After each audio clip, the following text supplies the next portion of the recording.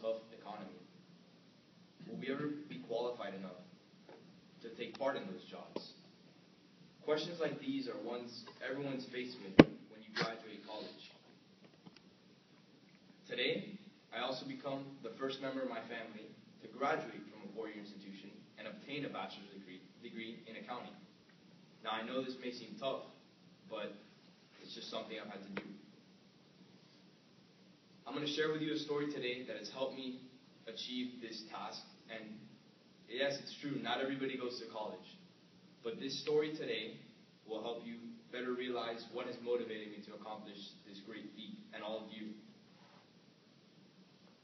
1:21 a.m. I lay in the emergency room waiting room, trying to catch even the slightest glimpse of sleep. 3:45 a.m.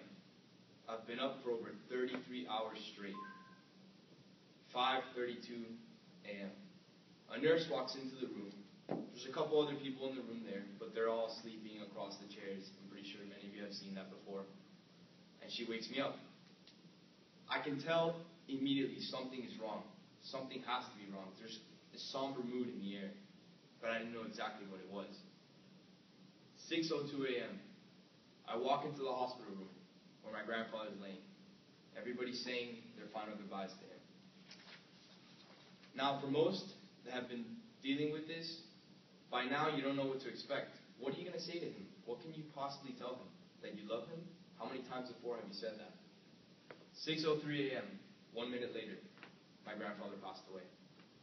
In my grandfather's final years on earth, I grew to admire and appreciate who he was, and his work ethic especially. I remember sitting down sometimes on Friday and Saturday nights when all my peers were going out, partying, trying to forget how they could barely pass math here at FIU, and talking to him about life, about goals, about ambitions, about everything that he could offer. And every wise word he could tell me, I took it with a grain of salt. At times, he was on the brink of death. I'm going to be honest with you, he was. Health problems. Barely could circulate the blood in his body. His heart was only working at 10%. He already had a pacemaker. Not to mention the fact he went to dialysis 3 times a week. That I had to suffer, and between work and school and sports, and pick him up sometimes. But it was a small sacrifice that I knew would pay off in the long run. I deemed him the name El Toro. For most of you who may not know what that means, El Toro is a bull in a Spanish translation. I use that word to describe my grandfather and how he would simply persevere over any health complication he had. And I'm telling you, he had a lot, because every other week we were in the hospital. What are some things you think of when you think of a bull, though?